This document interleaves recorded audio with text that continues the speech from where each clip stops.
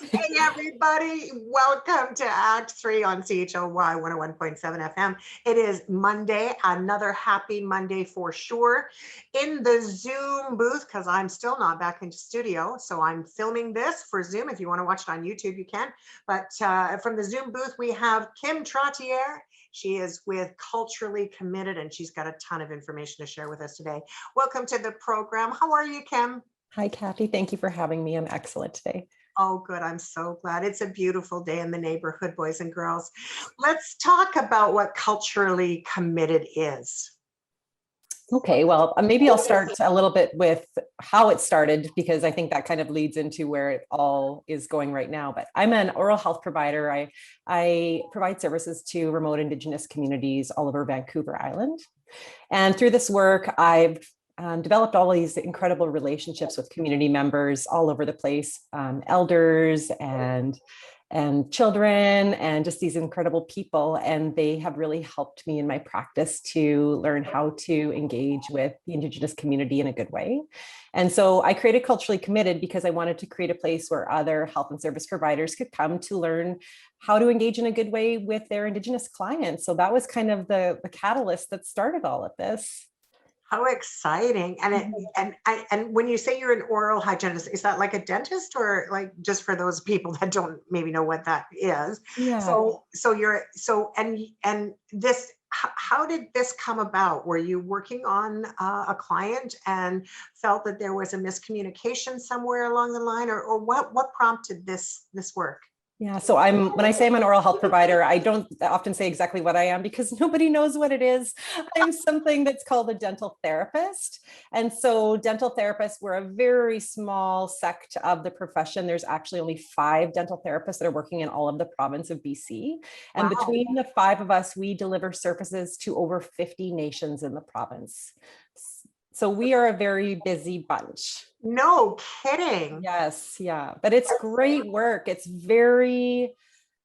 I worked in private practice for many years, and this work, it's so challenging and adventurous. And I just get to go on float planes and boat rides and quads and gators, and I'm going into all these incredible places, and it's just the best role ever. No kidding. It sounds fascinating. So what brought you to that? Just that part in itself is fantastic.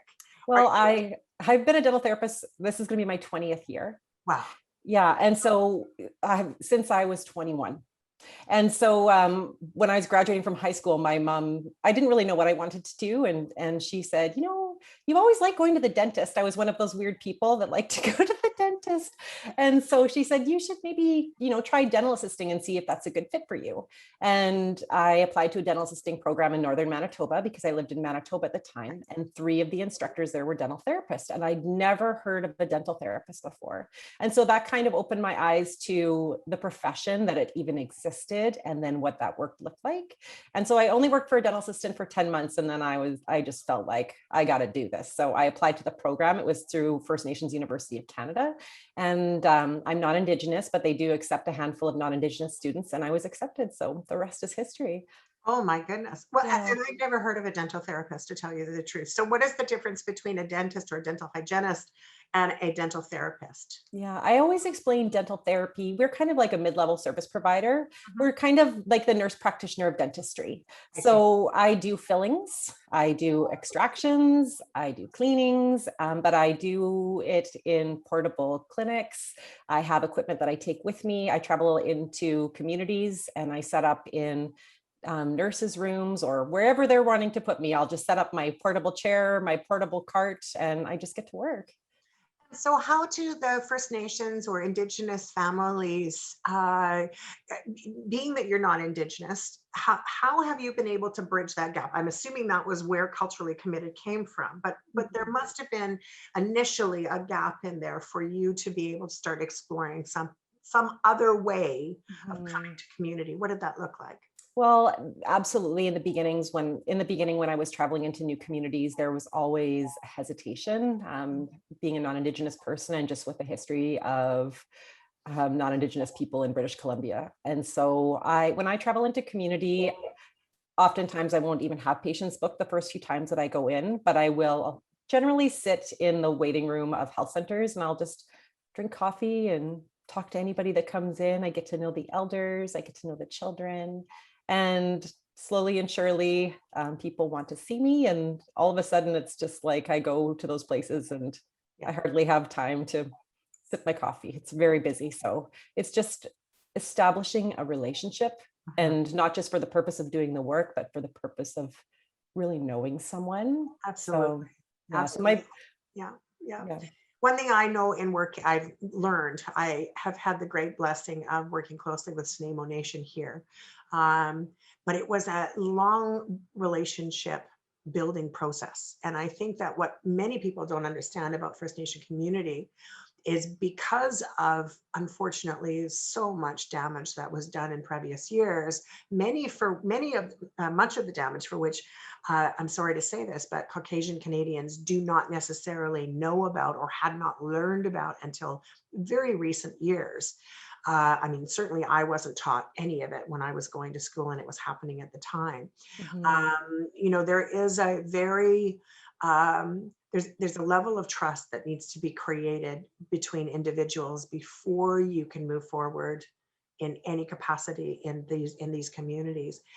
Um, and so is that where culturally committed started to get its breath, is you started to really see that you were building relationships and things were stemming from that? Yeah. So when I travel into community, I'm often assigned a community member to be my support person.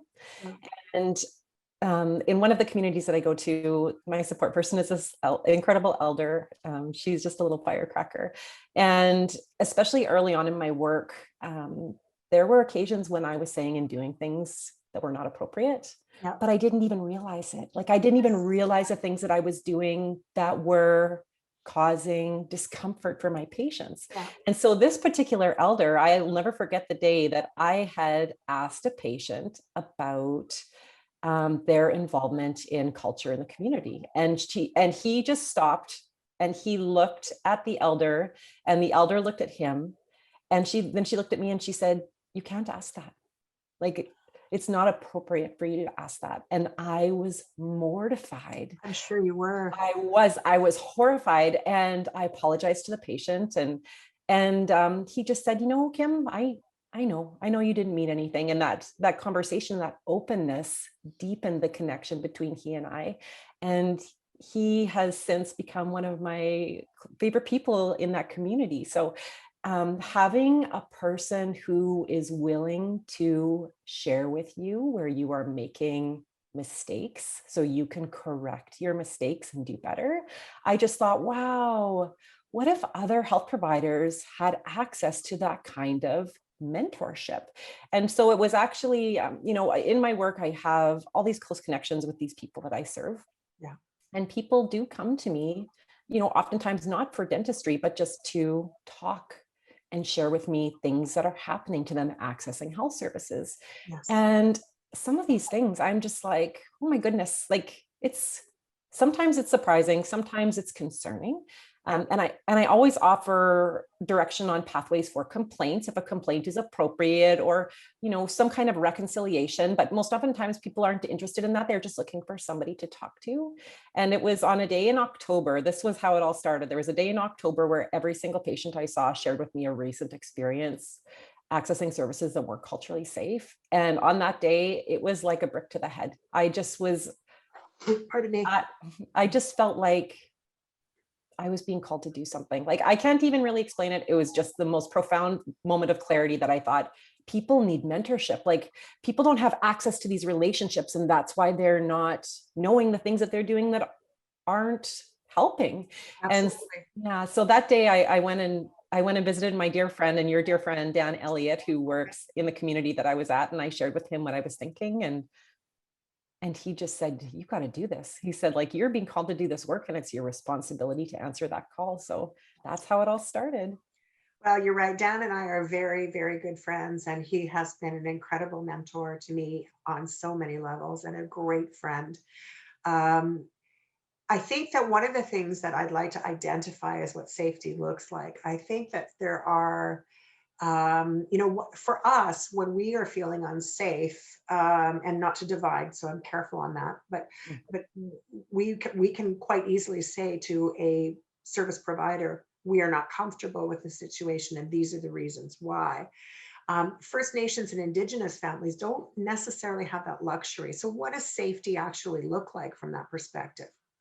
So cultural safety is a big buzzword right now that people are really identifying as being of great importance for when providing services to the Indigenous community. But being culturally safe is not something that I can be. Cultural safety is a perspective from the experience of the person receiving services. Yes. So if they feel like services are safe, then we are achieving cultural safety. But I can't decide that. That is their perspective and their experience in that situation. Yeah. But what might have led somebody to feel unsafe in a medical situation? Is there So sometimes it's innocuous. Like I've heard people share with me um, intake forms that are overwhelming, or a lot of people, especially some of the older residential school survivors, never learned to read. And so people with literacy issues that are being handed over these complicated medical forms, and they are feeling overwhelmed and intimidated. Or Yes. some of the questions on the forms making people feel self-conscious. Those sorts of things are happening. Another person had shared with me that they were left by themselves in the room waiting for the provider to come in. And that was something that was very triggering for them. So it's these little things that people don't really think about. Another big one that I always consider in my practice is I ask my patients, would you like the door left opened or closed? Like giving them that control in that situation. So they are determining what environment is going to be the most comfortable for them. So those are just a few examples. So many people are quite ignorant to this kind of concept, right? Residential schools, for those that are not aware, was a terrifying and horrific event in our history that has still left, even up until 1993 or 1997, I can't remember which year, there was still residential school happening in our province. And so, we hear so often people say, well, these people just need to get over it. They just need to get over it. I mean, that happened like forever ago. Well, 1993 wasn't forever ago, right? Yes. And so, the burden of pain that has been left in community when their children were stolen, literally stolen from them and placed into residential schools, where villages were absolutely empty of the laughter of a child's voice. The pain is deep for most Indigenous communities. And for well-meaning people, like myself even, I make mistakes every single day when it comes to approaching community, every day. And I don't want to make those mistakes. So how do we, as a community, learn how to rise above this? To I mean, this is a loaded question, but how do we stop the racism that goes on in First Nation community by well-meaning people as well as non well-meaning people? Like, what do we do? How do we make it right? And I don't think you're alone in that. There are so many people that are seeking direction. Some of the questions that have come forward to me, it's not just health providers. I've had police officers come forward. Yeah. I've had, first responders. I've even had local governments asking questions like, I've received a blanket. I'm not really sure how to honor that. Like, do we hang it in council chambers? Do I put it on the back of my chair? How do I accept this gift and show it the respect that it deserves? So that's one of the things that's been really thrilling, actually. When I first started Culturally Committed, I was really starting it from the lens of an oral health provider, and then thinking, this is relevant to all health providers. And now some of the first people that have signed up don't even really work in healthcare. There's just people that are seeking to connect with Indigenous mentors because they don't really have anybody that they can ask these questions to. So the conversation, sometimes it's health focused, but oftentimes it's not. We just talk about all kinds of stuff, and the mentors are so gracious.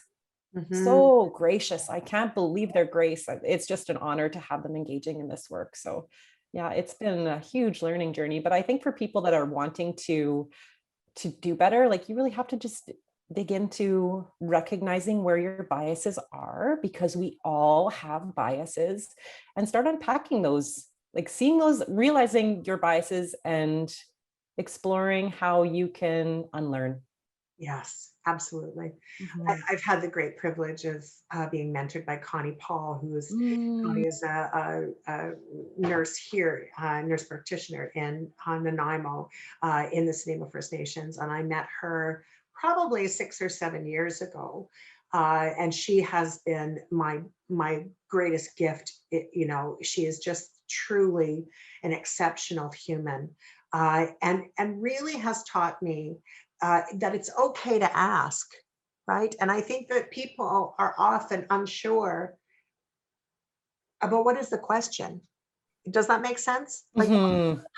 like there is such a chasm of not knowing, of unknown, and so how does one begin? And also not burdening Indigenous people who are tired of teaching, right? Exactly. Because there's so many people are like, I'm done. I've like all of this has been done to me, and now you're asking me to be your educator too. Like there's many people that are just saying, don't ask. I don't, I'm not the official educator for the non-Indigenous. Like and so I try to So be true. That's so true.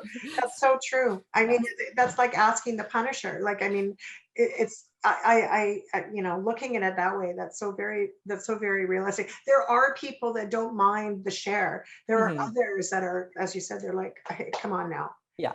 You need We're to through. work it through, adult it up, figure it out. Yeah. Why it always comes back to me as you treat people the way you wish to be treated, regardless of what their culture is. You just Mhm. Humans are humans. We're in this together, and this divide is unnecessary.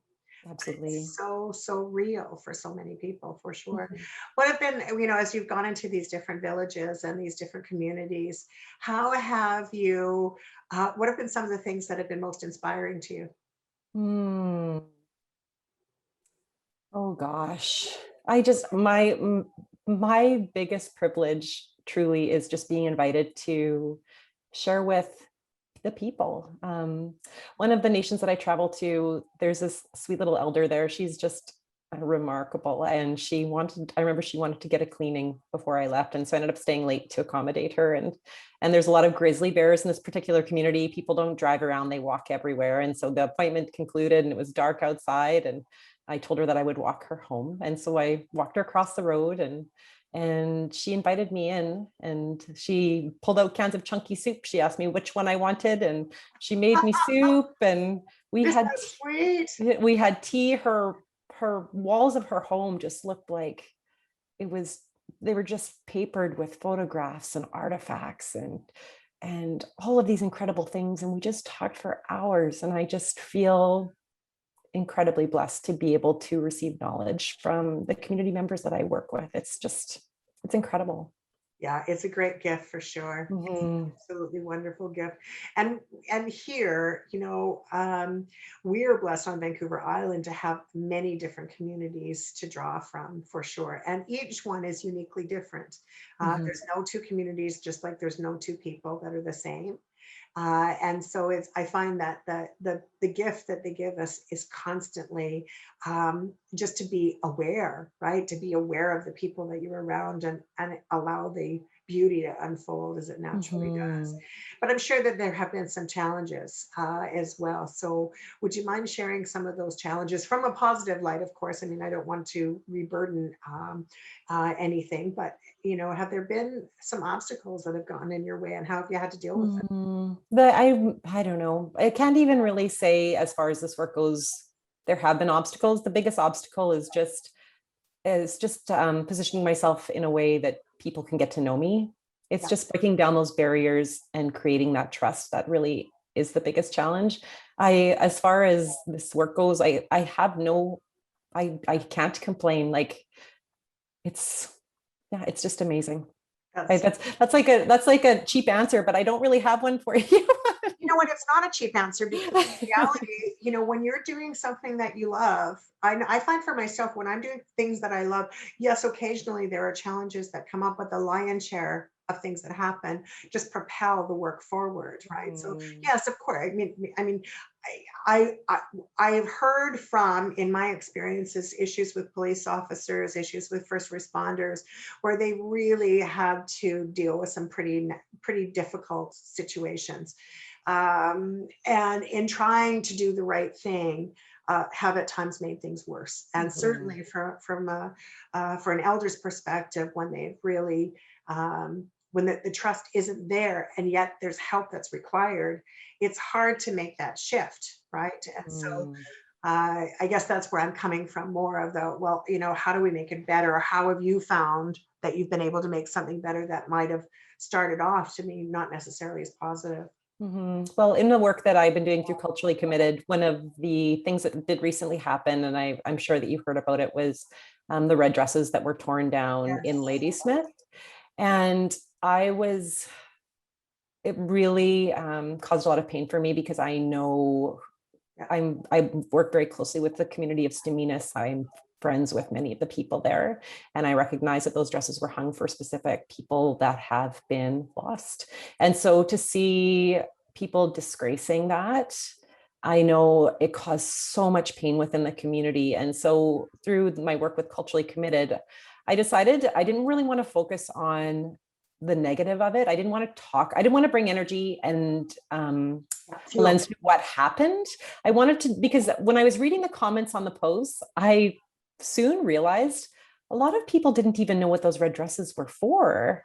I'm just hoping that you wouldn't mind, because of what we're talking about. Would you mind, for those that are unclear? I know what they're for, but our audience may not. Would you Mhm. mind just quickly doing a quick cap of what that is, and then we'll continue with the conversation around it? Yeah, so the Red Dress Project was initiated by a Métis artist named Jamie Black. And so the red dresses are to signify the lives that are no longer there. And it seems like the Red Dress Project has really kind of woven in with the murdered and missing Indigenous women and girls day of acknowledgement that happens. And so people are hanging red dresses in advance of that day just to bring attention to it. But when I was seeing comments, people were asking, oh, I thought it was for heart and stroke, or I thought it was this, or I thought it was that. And I thought, people No, don't even know what these dresses were for. no. Yeah, and not only that, but within our culturally committed community, some of the questions coming forward were, is it okay for me to hang a red dress? Like, is it okay for a non-Indigenous person to hang a red dress? Is this a way that we can show respect and support? Can we do this in a good way? And the mentor, one of the mentors in our group, Kim Good, who is from Snuneymuxw, she said, absolutely. Like, if she saw the non-Indigenous community hanging red dresses, she said it would be a symbol of, I see you. Yes. I see you, I hear you, I acknowledge your pain, and I am standing with you in solidarity. And so I used that platform to inspire others to consider, like, number one, to educate, but Yeah. number two, to consider hanging red dresses. And then it was about my post was shared, I don't even know how many times, it went crazy. And then the next time I traveled through Ladysmith, I just saw hundreds of dresses. Isn't It that just fantastic? it brought tears to my eyes, and the feedback that I received from the community of Staminas, they were just overwhelmed with gratitude.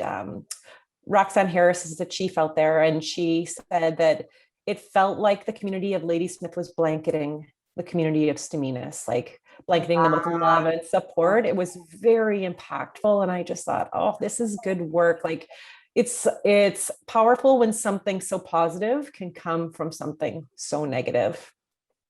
You know, my heart is just so much um, warmed by knowing that that's what happened. I've got shivers up and down my body as we Mm, speak about this. I'm so glad that the community welcomed it as well, because often that's not the case. Often we are stepping over that line. But for something like this, you know, any loss in a community is a loss for all of us. What a brilliant tribute. I'm so delighted to hear that. Oh, wow. That's incredible. That's incredible. I know on Vancouver Island recently, I've just been traveling up and down the island a fair amount. And I've seen more red dresses in the last little while than I've ever seen. Yeah, it's really, the campaign is really getting attention. And I think It's that is a very positive thing. beyond, it's moving beyond compare. It really is. I'm sorry that others decided, but you know, people, unfortunately, when they don't understand, ignorance can ruin so many, many things. Mhm. Um, so tell us more about your relationship with community and some of the simpler things that you can perhaps share with our listeners and how we can be more open. Well, I can speak from my experience as a clinician, and just a couple things that I've touched on already is Mhm. one of the teachings that I've received from the mentors is the importance of slowing down. Yes. Jared Quistanahan Williams is facilitating our current workshop series, and he said, elders aren't speaking slowly because they are slow. And they're not speaking slowly because they think you are slow. They are speaking slowly because they want, it's a way of showing respect. And so when we come in with our Western way and try to dispense as much information as quickly as we can, it can be very overwhelming. Yes. Yeah, so slowing down. And the other thing that has been very impactful for me is the importance of resisting my urge to fill the silence with words. So really, this is hard for me to just let those moments of silence hang. And that is, I think it doesn't come naturally to many of us. So it's something I'm practicing. It's something I'm not perfect at, but it's just a way of communicating in a good way. So those are really simple things that people can think about and practice when they are engaging. Those two are probably the best piece of advice that we could give in any which way around. I struggle with that silence, right? I think that, you know, sometimes, on radio, unfortunately, we have to keep going, right? Mhm. But it's true that silence is actually quite golden. There's so much that comes out of that silence, and when we are constantly hustling and bustling and moving ahead, we don't always really see the message that comes from that silence. This is a perfect time, however, to segue to our listeners for them to go grab a piece of paper and a pen. They're going to want your information, Kim, and they're going to want to reach out and talk to you about Culturally Committed and perhaps even take some of your workshops. And we're going to talk about those workshops when we come back. Hey, if you have just tuned in, you are listening to Act 3 on CHLY 101.7 FM. I'm Kathy Holmes. I'm your host. I am delighted to be here, especially today, because Kim Trottier is with us. She's with Culturally Committed, and she's committed to making things better for Indigenous people all over our province, all over the world, and starting right here on beautiful Vancouver Island. So, Kim, tell us about the workshops. Okay, so the workshops that we're offering, we do one workshop every month, and it's facilitated by somebody who's an expert in the field of cultural safety and humility. So it's a Zoom workshop. People can log on to culturallycommitted.com to sign up. And so right now our workshop is being facilitated by Jared Quistanahan Williams, who's from the Cowichan Territory. And Jared is an elder chef and just the most incredible knowledge keeper. He's very unexpected. He's got a big red mohawk and he brings, I would say, strong words, but also such valuable insight to his conversation. So we just had a workshop last Wednesday and he entitled it, I Don't Want to Go to the Hospital, Son. And so it was exploring barriers to care that should be considered for elders that are trying to access services. And so the workshops are once a month. We have them on the third Wednesday every month at 6 p.m.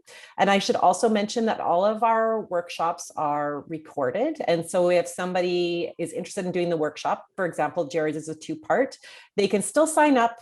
They will receive a link to last workshop, and then they will also receive an invite to the next one. And so those workshop links will be active for 3 months from the date of the workshop. Well, that's incredible. And is there a charge is there a cost for these workshops? There is a cost to the workshops. That particular workshop is $119 for the set of two. Yeah. And then if people are looking to kind of to delve into this work even deeper, we do offer memberships. And so essentially with the membership, people get access to all the workshops, and they also get access to the community call that we offer once a month. And so that happens on the first Wednesday of the month at 6 p.m. And this is a time when our community can bring forward questions to our mentors that support the program. So we have 4 Indigenous mentors that help to guide this work. And they can ask all the questions that they have. Some of the questions that have come forward have been around the Red Dress Project, or around, one person asked, what does it mean when people raise their hands? Oh yes, Haishka. Haichka, like, is it okay? Should I raise my hands back? Is that okay? Other questions are more complicated. Like, for example, what do you do if there's a false ally in a leadership position? So we just get into these incredible conversations and explore, and there's not always answers. Sometimes it's just a discussion, but it's so enlightening. And so our members have access to the community call, they have access to the workshop. And then something else that we've also included is any of our members who would like to be, they're added to our we have a members map. And so this is to be a resource for the Indigenous community to utilize so they can identify providers who are committed to this work. So it's our culturally committed providers map. People can see it on the website. And one of my favorite things about the map is if you click on each of the little pins, it shares why the person is doing this work. Oh, I love that. Mm-hmm. Wow. So you can really get a sense for that intention. And I think it's really powerful. I have to explore this a little bit further and become a member for sure. So you mentioned something, it's sort of in the beginning of this conversation, and it used a term that I've never heard before. And it was false mentor. False. Was it false mentor that I heard you say? I said false ally. False ally, pardon me. False ally. Can you share? I've never heard that term. Can you share with us what that means? Well, in the context of what I'm talking about, a false ally I would describe it as somebody who is a ladder climber professionally. And so they are, putting on airs that they are committed to this work when it's not really accurate. Wow. Yeah. I do, I see a lot of organizations who are being directed to pick up the work of cultural safety and humility. And I think it's really important that we're doing this work because we want to, and not because it's a professional requirement. So, I think we really have to be careful around that. Yeah, really careful.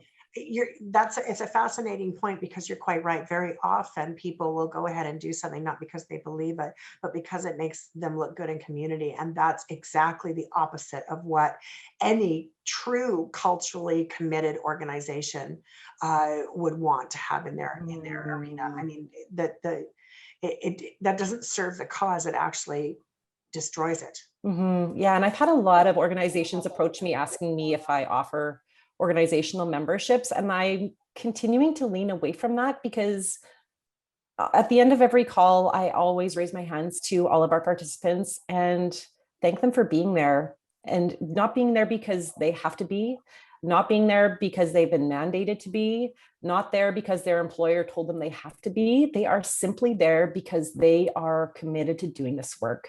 And I think there's a lot of power in that. And so I really don't want to change it. I think it's really important that we maintain the integrity of what this work is intended for.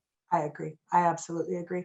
Kim, have you seen any changes really in the big picture? You said you've been doing this, since you were 21. Have you seen a shift in the right direction? Have you noticed, has there been a light to this tunnel that has been so challenging for so many years? Well, I will say I've only been working really with Indigenous communities for the past 7.5 years.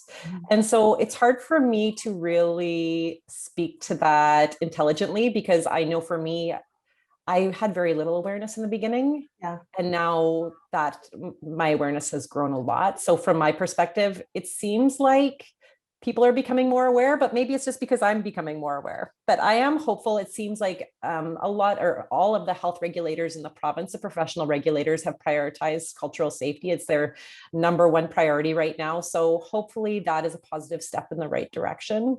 We'll see where it goes. I think right now the biggest challenge is just with the history of what has happened in the province. There's still a hesitation for Indigenous individuals to raise complaints. And so I hope that we can create a place where they feel safe doing so, because things really won't change unless, you know, my show's not particularly a political show, but one of the things that disturbs me the most, politically or not, this is a human conversation, is I am astounded by how many communities on Vancouver Island and in the province of British Columbia where there's no running water, no drinking water, we are not a third world country, and our Indigenous families are being treated in a third world environment, and that is unacceptable at every level. And I don't think that you need to be pro First Nations or how would any of us want to live? I've lived without water. At times I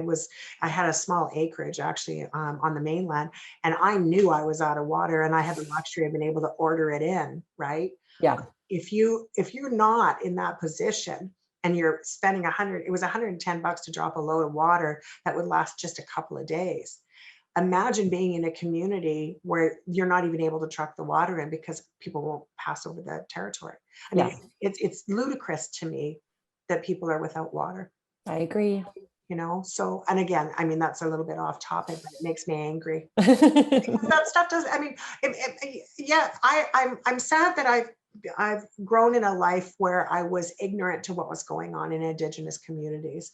I'm really, really sad and disappointed that our history books have lies in them and they've never been rectified. I'm very disappointed with all those aspects of it. But the good news is that it's changing. I see that changing. I see it, a lot of things coming forward and moving in the right direction, albeit that they're not moving quickly. But like you, is it the awareness? Is it just because suddenly I'm more aware because I'm now working towards that change? Or is it, how many of us are still blind? I guess is really where we're at. I think it'd be a question to ask the Indigenous community, right? What their perspective is, if they feel like it's been improving, or it's hard to say. It's hard. It is. It's really, really hard to say. But this work has brought you at least to the forefront to be able to be in community and open up the dialogue. And did you find it easy to, like I said, like we said at the top of the hour, and we've sort of gone all the way through it, this work came to you? And it became a responsibility to do this work. And I'm sure that the highlights of it have been just so extraordinary for the most part, to be able to witness the change, and just even in the conversations that you've had through the workshops and such that you've done. But what gives you the light? What gives you the energy to keep doing it day in and day out? Oh, knowing the feedback that I'm getting from the Indigenous community, when they tell me that I'm doing a good job, that's everything. That's everything. That's everything. Yeah. And they do tell you. And that's one thing I noticed from the Sunamo and the Stenamos community, both. They're very open in sharing. I'm curious about where you'd like to see this work take you. It's hard to even consider that. Really, where I'd like to see this work go is just creating a huge network of providers that are culturally committed to providing safe care, and to create a network of providers that the Indigenous community can reach out to when they need support. Ultimately, I would like to see health outcomes for the Indigenous community improve, because right now we know that they are not on par with the rest of the nation. So if I can have any part of that improving outcomes, then I will just be thrilled. Do you have any partnerships at this time with Island Health? No, I don't. I've done this work. I've done this work completely by myself with the support of the mentors. So I'm completely unfunded. I've just kind of bootstrapped this thing up, and I'm just moving forward with it. I've had many people sign up who are working with Island Health, and that makes me extremely happy. That's Cowichan District Medical Society has sponsored their physicians who want to participate in our workshops, and so that just warms my heart when I see all these physicians that work in the hospital in Cowichan signing up for the workshops, because I know that's been a bit of a racial hotspot for the community members that are accessing services there. So yeah, it's really exciting to see people seeing the value in this work. Cowichan, I think, is one of the most progressive communities. I've had the privilege of working with the EPIC team there, which, started off with the idea of medical awareness for what was actually happening within community. And there's a number of different people that are part of that membership team. But every time I hear something that's going on in Cowichan, I'm completely delighted, because they seem to just know how to expand things, and really are a great mirror for the rest of us to start to look at and hopefully get some direction from. Do you find that this is starting to, because you said you're not getting funding or anything like that right at this time, is there a way that people can support you? Is there a way that people can send donation? Have you thought about putting together, are you a nonprofit agency or anything like that? How can our community help? What can we do? Well, the people, if they want to support this work, they could sign up for our membership. Yeah. There are also people that want to engage in the work. That we charge $40 a month is what the membership costs. But there are people that want to engage in the work that would benefit from sponsorship. So that is something else that could be offered if you want to sponsor a health provider who wants to engage in this work that maybe doesn't have the means. And I have had people do that before to show support. But really, really the biggest way that they can support me is by being committed to this work and joining arms with us. That is probably the biggest thing. Well, that's a huge thing in itself, to join arms and to, help this, to help this work happen more clearly. When somebody joins, what can they expect to have happen when they first join? Are they directed in some way to do something, or like what does it look like when somebody turns the key and says, I really want to be culturally committed? How can I move ahead? Yeah, so there's an onboarding process for when people join our membership. They receive access to a members portal. And so within the members portal, we have an archive of every community call and every workshop that we've done. So they immediately have access to all of that. We also have a private members Facebook group that is populated also with the mentors. And so we engage in conversation on there. People share questions or comments. And then one of the other requirements for being a member listed on the providers map is that after workshops, people need to offer a demonstration of learning, because being a culturally humble provider is a reflective practice. And so I don't want people to just be listening to what these speakers have to say. I want them to be reflecting upon it. I know for Jared Questanahan Williams, who just did his workshop, he really embraces that tradition of storytelling. And so his workshop really was just a collection of stories and experiences. And so when somebody is sharing a story with us, they are intending on teaching you something. So what did you learn? Not just what did they say, not what did you hear, but what did you learn and how can you apply it to your work? And so I do ask that people share their takeaways within the Facebook group, just so we can all, because everybody's going to take away something different, right? Absolutely, always. So it's interesting to see what people share, and not everybody is comfortable to share, so they can also just email me and demonstrate that way. But it is nice when we can all share together. I think it's important that they demonstrate. I think that that's a very, very exceptional way, not only from a teacher's perspective to understand what the student, for lack of better words, has learned, but also because students will often teach teachers more than students realize. Right? There's always like that give back part, that receive, as you said, it lands differently with different people. And so what an extraordinary way to be able to expand the learning even further than what was delivered in a workshop or a seminar. Thank you. To take the ownership of it as well, I think is really important. Like you said, it's not just, saying the words, it's walking the walk and not being a false ally. is really huge.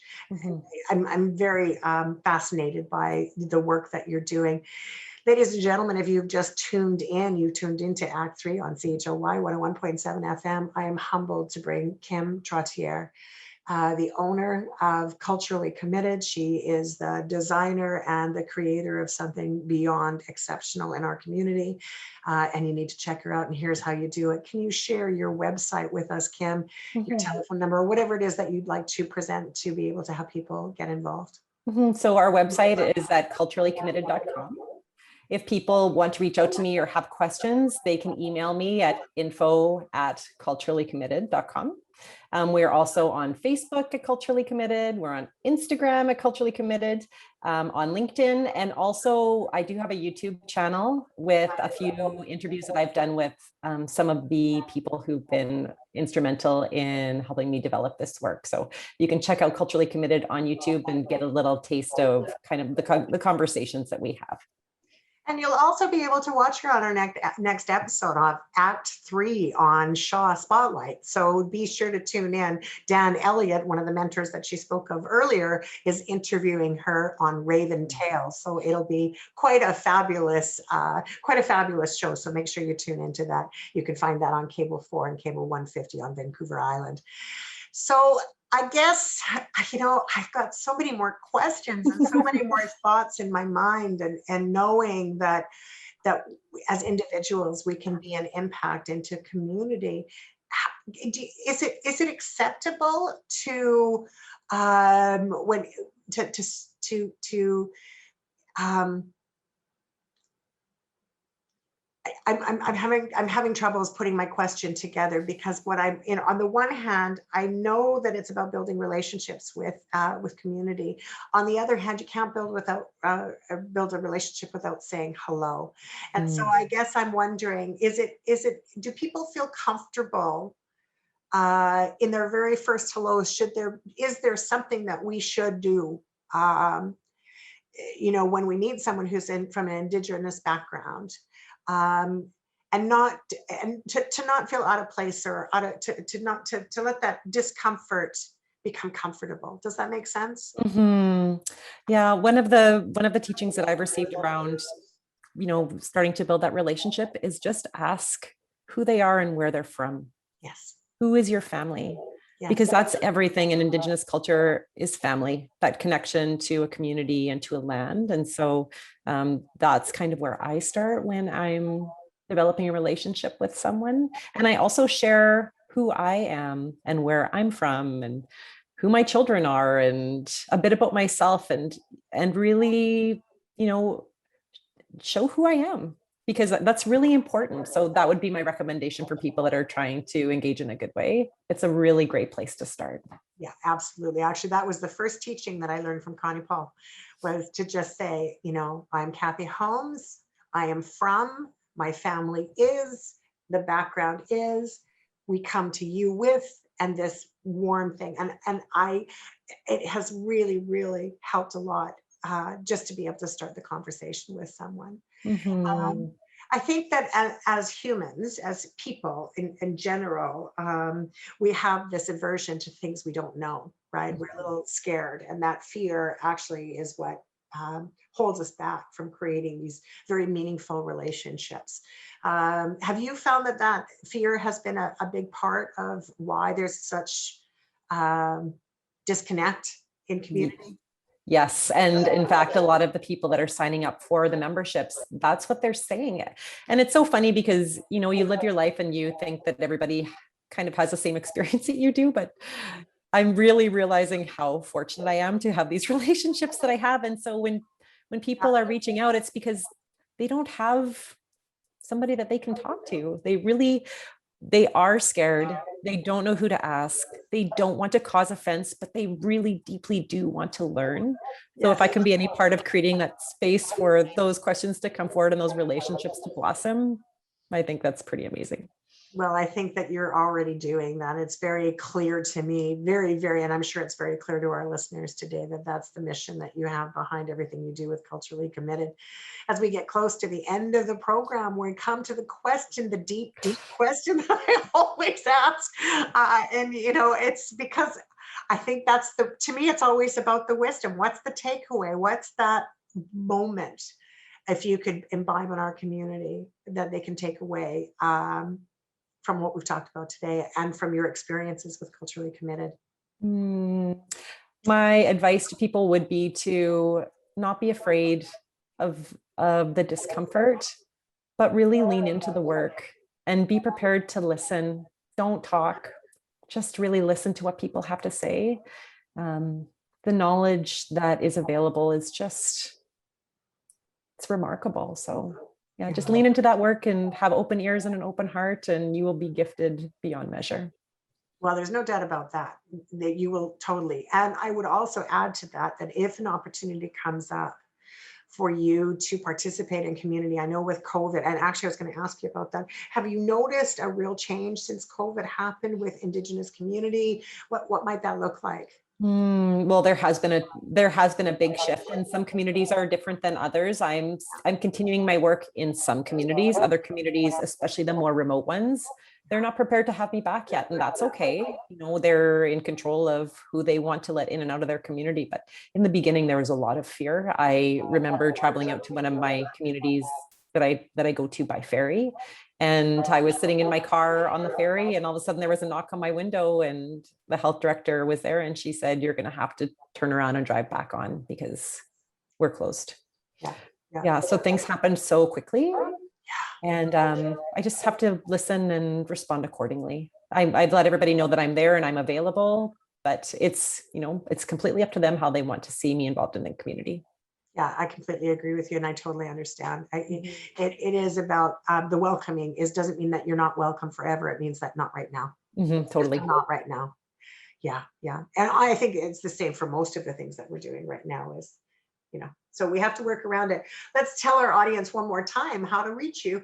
Yeah, so they can find me at culturallycommitted.com, and they can also email me at info@culturallycommitted.com, and you can find me on Facebook, Instagram, LinkedIn, and YouTube. Fantastic. Kim, it's been a privilege to have you on the show. Thank you so much for coming. I hope our audience really does become one of your allies, and not a false ally, but an actual ally, and joins your organization and moves this dial forward, and keeping people together in a unified and culturally committed way. So thank you so much. It was a privilege to have you on board. Haichka. Thank you so much. Absolutely. Well, that does it for this edition of Act 3 on CHLY 101.7 FM. Once again, I encourage you to tune in to Shaw Spotlight for Act 3. Kim is going to be one of our guests on our next issue of that program. Kim Trottier from Culturally Committed. Thanks again for tuning in. We'll see you next time on Act 3. Bye for now.